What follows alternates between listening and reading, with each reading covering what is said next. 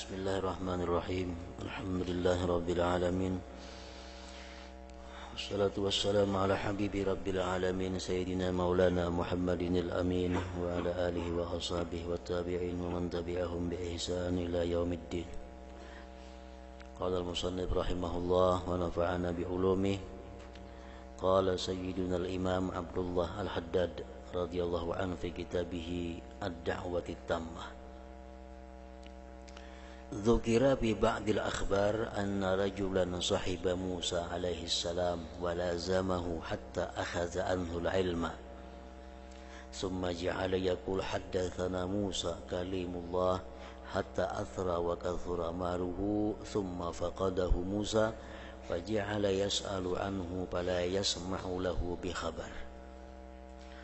Disebutkan pada sebahagian khabar bahwa seorang laki-laki berguru kepada Nabi Musa,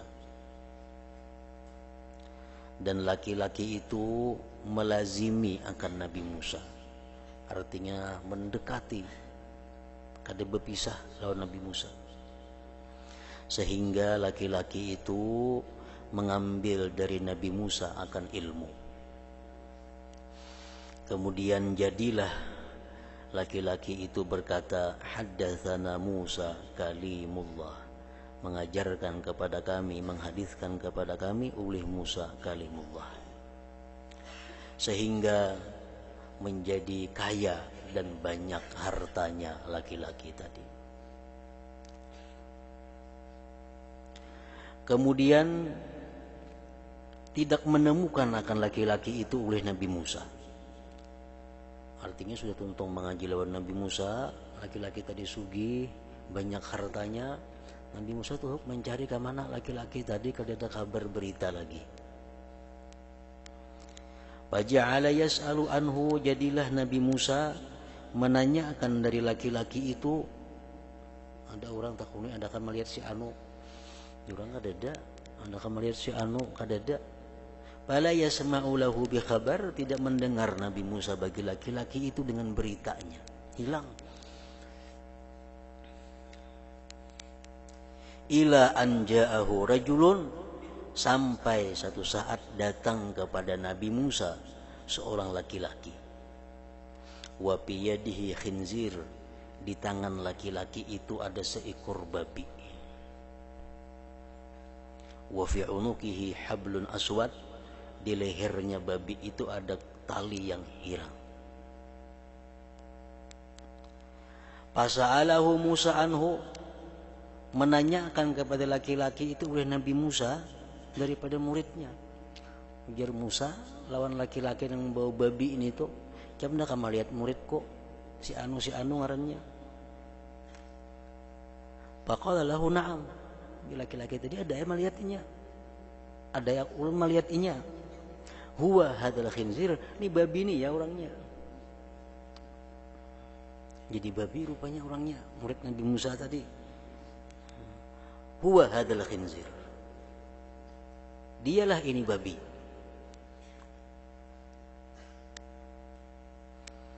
Fasa'ala Musa rabbahu ayyu'idahu ila suratih liyas'alahu amma asabah.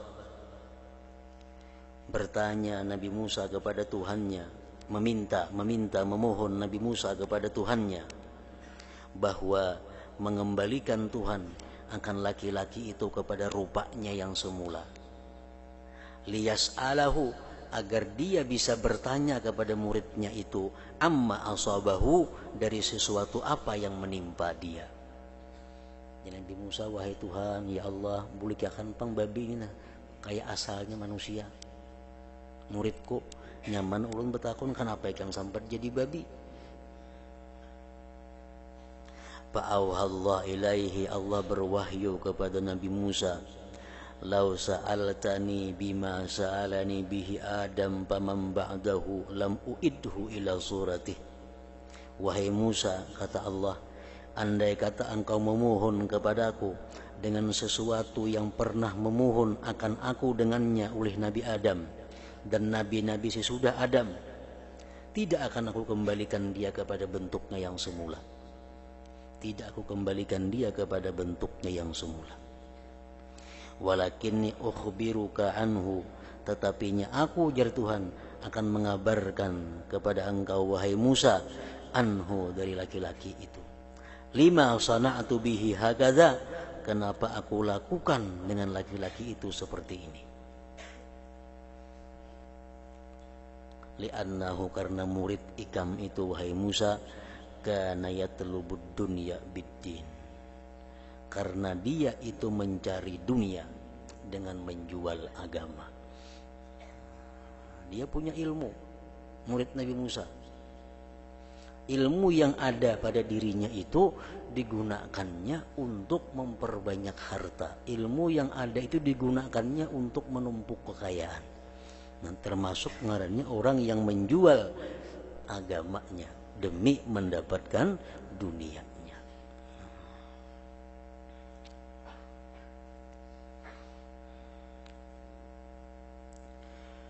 Wa ruwiya anna Allah Ta'ala auha ila Dawud alaihi salam, diriwayatkan bahwa Allah berwahyu kepada Nabi Daud alaihi salam. Ya Daud, hai Daud, la tas'al anni aliman qad askarat fud dunya, jangan kau tanyakan daripadaku akan orang yang berilmu yang memabukkan akan dia oleh dunia. Fayasuddaka an sabili, maka dia akan menahan engkau dari jalanku.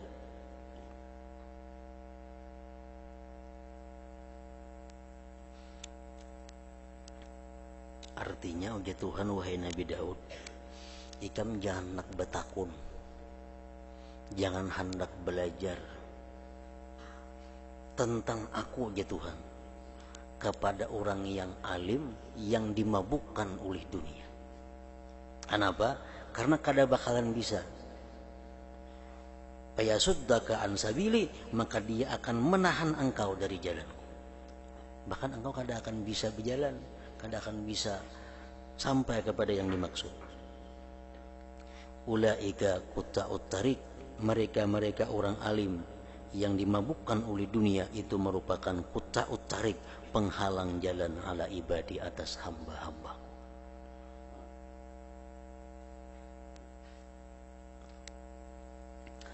Wa qala Malik ibn Dinar rahimahullah, qara'tu bi ba'dil kutub anna Allah azza wa jalla yaqul inna ahwana ma ana sani'un bil alim idza ahabba dunya, bahwa seinting-inting sesuatu yang aku perbuat dengan orang alim, idza ahabba dunya, bila dia mencintai dunia, an ukhrija halawata munajati min qalbi, bahwa aku keluarkan manisnya munajat kepadaku di dalam hatinya.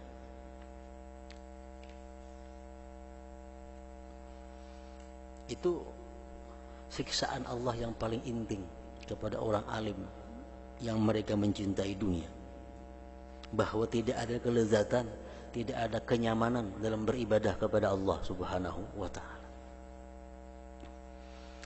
Wa an Umar ibn al-Khattab radhiyallahu anhu qala, idza ra'aitumul alima, bila engkau melihat orang yang alim itu muhibban lid dunya, mencintai bagi dunia, fattahimuhu ala dinikum, maka janganlah kamu percaya akan dia atas agama kamu. Artinya betakun hukum, jangan lawan inya, kada kau dipercaya orangnya. Minta pendapat, kada kau lawan inya, kada kau dipercaya. Fattahimuhu ala dinikum. Fa inna kulla muhib, karena tiap-tiap orang yang cinta itu yakhudu bima ahab, dia akan masuk pada sesuatu yang dia cintai. Nah, ini mengenai hubbud dunia. Hubbud dunia ini adalah sesuatu min amradil qulub, penyakit hati. Karena hub itu cinta. Cinta itu anaknya di dalam hati. Hubbud dunia, mencintai dunia, berarti letaknya itu di dalam hati seseorang. Ada beberapa macam tingkatan tentang hubbud dunia. dari tingkatan yang paling dicela sampai tingkatan yang tidak dicela. Dunia, duit dunia.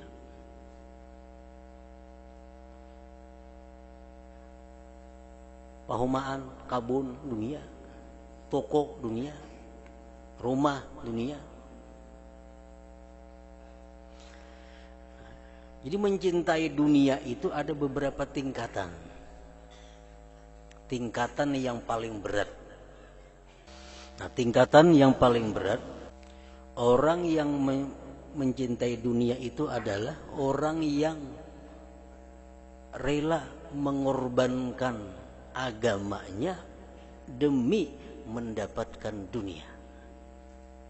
Contohnya, inya karindangan lawan perempuan. Perempuan ini non muslim, non muslimah.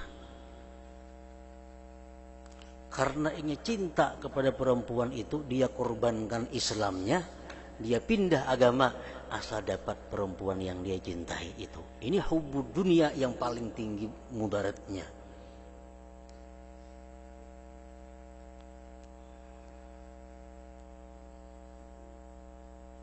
Contohnya lagi hubbud dunia. Orang rela mengorbankan agamanya untuk mempertahankan harta bendanya, jangan sampai berkurang. Contohnya macam Sa'labah, sahabat Rasulullah, mantan sahabat ini. Nah, mantan sahabat Rasulullah Sa'labah. Sa'labah ini punya harta, orang miskin dulunya, fakir, sangat fakir. Akhirnya dia kaya, sampai mempunyai kambing ternak. Andai kata masuk kota Madinah, kada muat kota Madinah menampung kambingnya Sa'labah itu. Kebanyakan bisi kambing. Akhirnya dia pindah dari satu bukit ke bukit yang lain, daripada gunung ke gunung, untuk menampung kebanyakan kambingnya. Turun zakat, perintah zakat Allah, setiap 40 satu kambing sampai 100 ekor kambing satu kambing, 200 ekor kambing 2 kambing zakatnya. Ini puluhan ribu besi kambing, berapa zakatnya? Nah, lalu Sa'labah keberatan dengan banyaknya zakat yang dikeluarkan. Wah, ini bukan zakat lagi, ini perampokannya Sa'labah ngarannya. Nah, dia menghina Allah. Sa'labah kadang mengakui lagi tentang kewajiban zakat. Akhirnya dia dicoret daripada sahabat Rasulullah. Dia sudah meninggalkan Islam karena mempertahankan kekayaannya. Nah, ini hubbud dunia yang paling berat.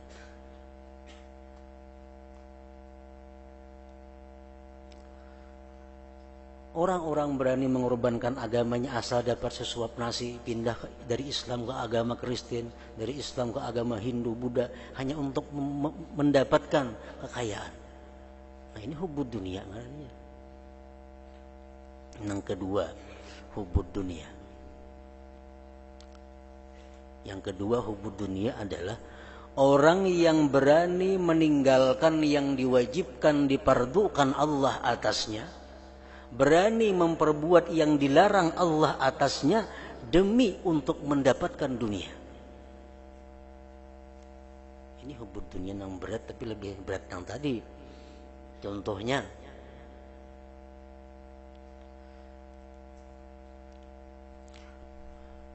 ini ada satu bisnis menguntungkan. Bisnis menguntungkan. Cuma bisnis ini menguntungkan tapi harus jalannya menipu, membunguli orang. Kan membunguli orang hukumnya kada boleh, zalim, haram itu.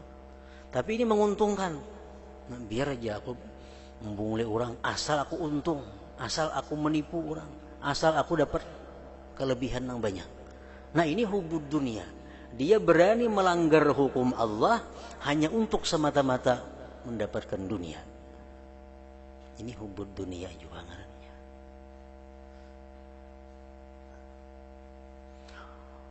Hakun kada bisa sembahyangan, pray sembahyang, asalkan jangan hilang pekerjaan. Nah ini hubud dunia nomor 2.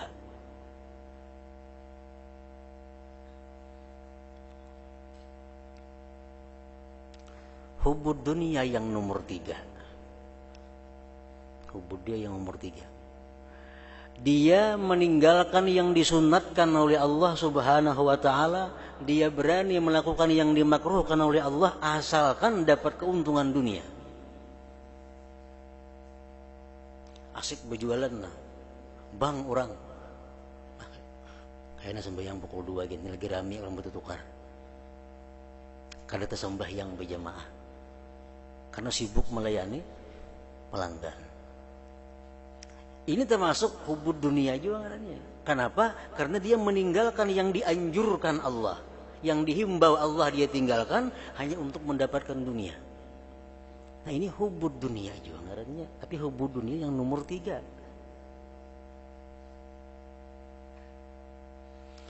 Ada lagi hubud dunia lagi yang nomor 4. Dia kurang berzikir. Dia sembahyang kada bewirid. Dia kada tahajud malam hari. Kenapa? Karena keuyuhan mencari dunia. Sembahyang berjamaah, salam ngur hilang langsung ke toko. Berjamaah dia sembahyang cuma untuk berzikirnya kada kawa. Ini hubud dunia juga ngarannya. Kenapa? Karena apa yang ia dapatkan dari dunia itu dibanding dengan zikir pahalanya jauh lebih banyak zikir. Dia tinggalkan zikir hanya untuk keuntungan dunia. Orang dulunya ingat kepada Allah Subhanahu wa ta'ala. Orang yang dulunya berzikir kepada Allah 10.000, 20.000 sehari, 100.000 sehari berzikir. Begitu ini masuk ke dalam satu usaha, akhirnya berzikir kepada tinggal 100 lagi sehari. Pada 10.000 dulunya berzikir, karena dia berusaha, kelapahan, keuyuhan, 100 lagi berzikir. Pada 10.000 dulunya. Nah ini orang hubud dunia juga katanya. Hubud dunia yang membahayakan itu adalah yang pertama tadi, yang kedua, yang ketiga. Yang keempat ini pun hubud dunia membahayakan juga kepada seseorang. Nah, namun hubud dunia yang keempat ini kada sampai kepada masuk yang sangat dicela, walaupun dicela juga. Orang nang katuju bepandir nang kada idahnya. Ini mencari hiburan, mencari keramian dengan bergaya bepandir, kalau tidak ada idahnya. Jakanya berzikirnya berapa boleh? Ini orang hubud dunia juga ngadanya.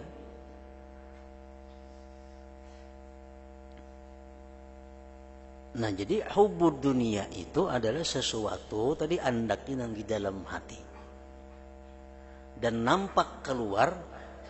Ciri-cirinya ya seperti tadi, tanda-tandanya. Ada orang hubud dunia yang rela meninggalkan Islam demi dunia.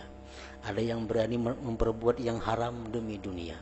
Ada yang berani meninggalkan sunat muakkad karena dunia. Ada yang berani meninggalkan sunat biasa karena dunia.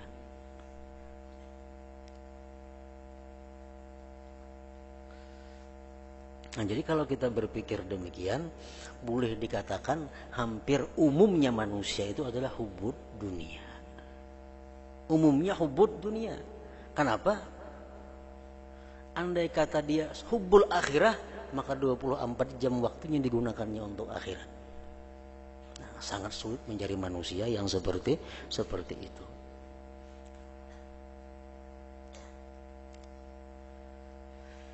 Ada beberapa tanda-tanda hubud dunia dalam hati.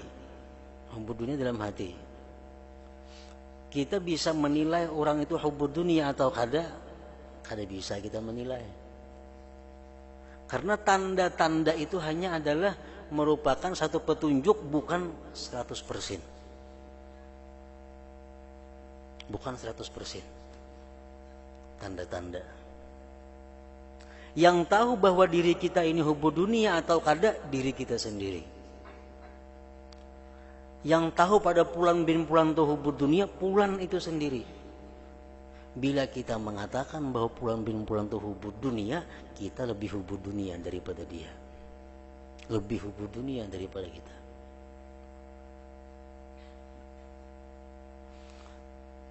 Para ulama sufi mengatakan bahwa hubud dunia ini bisa masuk kepada orang kaya atau orang yang sangat fakir miskin. Orangnya kaya luar biasa, tapi dalam hatinya kalau ada hubud dunia, itu bisa terjadi. Ada orang miskin, rumah gubuk, compang-camping, tapi dalam hatinya besar hubud dunia. Nah, jadi artinya hubud orang yang kaya jangan dicap hubud dunia.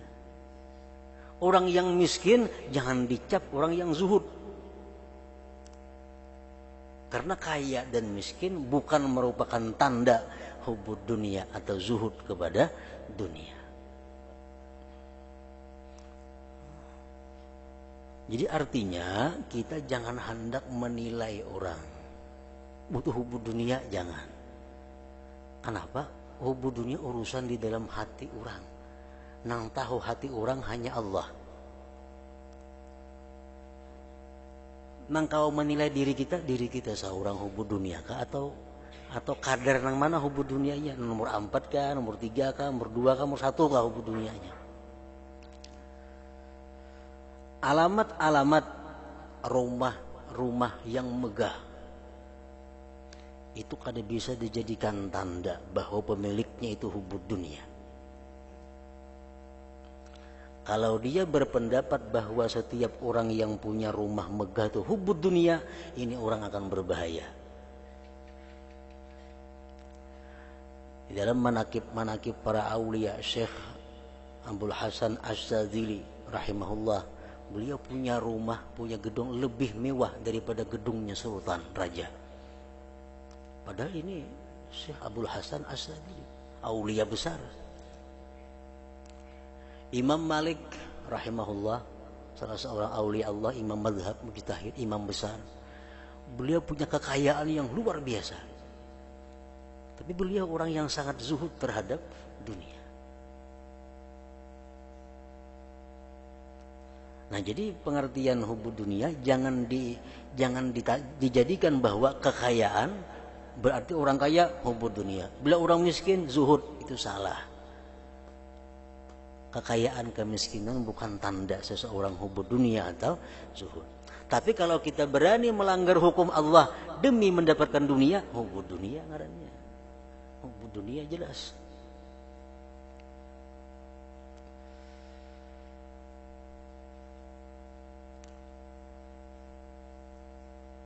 Nabi Sulaiman, nabi yang paling kaya. Siapa yang berani mengatakan Nabi Sulaiman itu hubud dunia? Saya kumpul gak ada waninya mengatakan Nabi Sulaiman hubud dunia. Pada kekayaan beliau luar biasa. Rumahnya, istananya, gedungnya, bininya, berapa ratus bini Nabi Sulaiman. Nah, siapa yang wani mengatakan Sulaiman hubud dunia? Kedua ini.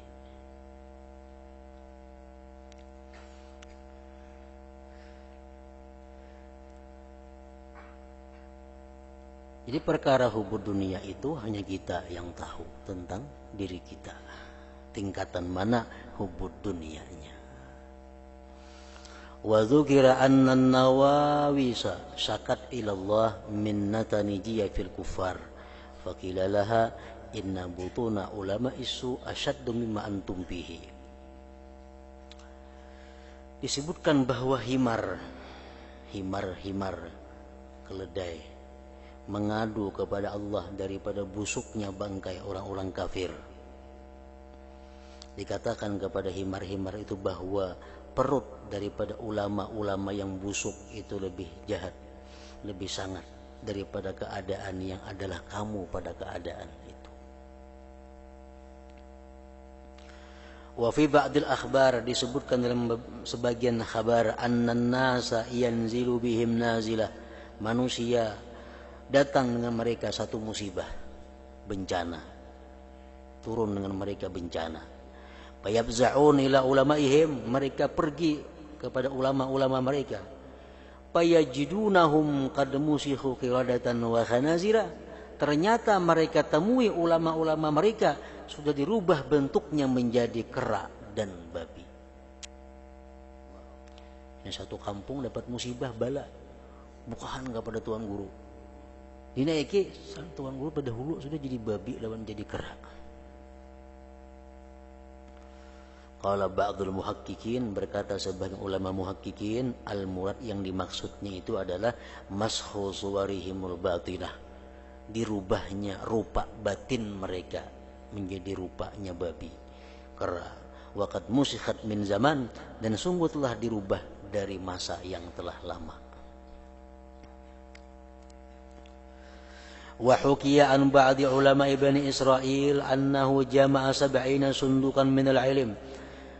Dihikayatkan dari sebagian ulama Bani Israel bahwa dia menghimpunkan 70 peti daripada ilmu. 70 peti daripada ilmu. Fa'auhallahu ila nabiyyi dzalika zaman, Allah wahyukan kepada nabi pada itu masa, an qul lil alim, katakan bagi orang alim itu, la tanfa'uka hadhil ulum, tidak berguna akan engkau ini ilmu yang 70 peti. Wa in jama'ata mislaha, sekalipun engkau himpunkan seperumpama itu ilmu, adha'afan mudha'afah, berganda-ganda, walaupun 140 peti, kada ada gunanya. Madumta muttasifan bi thalasi khisal, selama engkau bersifat dengan 3 perkara.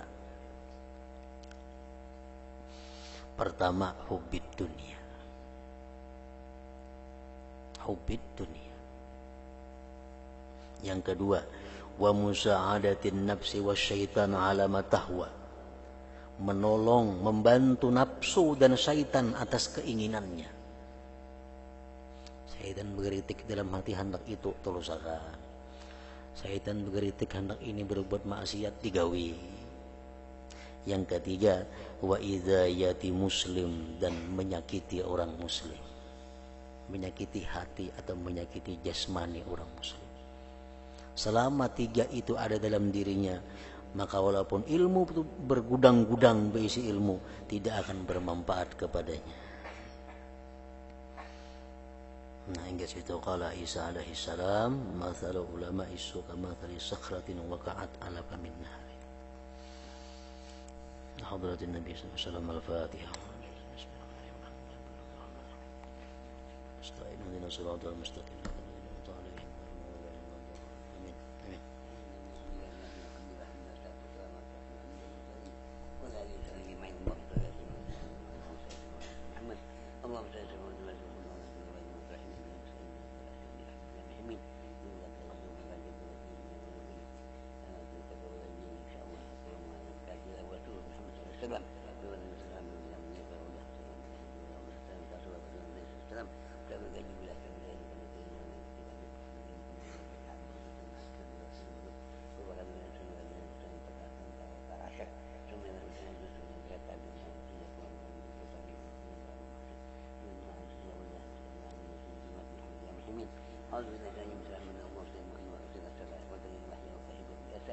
سيدنا ولا محمد صلى الله عليه وسلم يا الله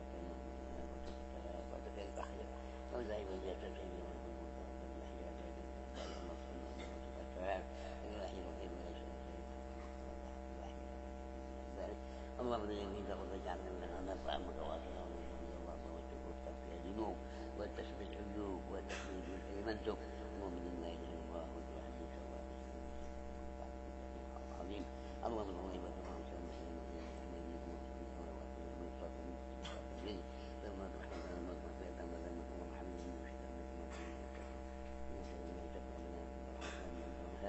ربنا انك سميع الدعاء اللهم اغفر لي محمد رسول محمد وحب محمد رسول اللهم زد من عملك من عمل حسنه في حسنه من عمل من عمل محمد اللهم محمد ولا سبيل صلى الله عليه وسلم وسلام على المرسلين الحمد لله رب العالمين إلى المنكر حتى تلموا عليه وسلموا تسليما اللهم صل وسلم وبارك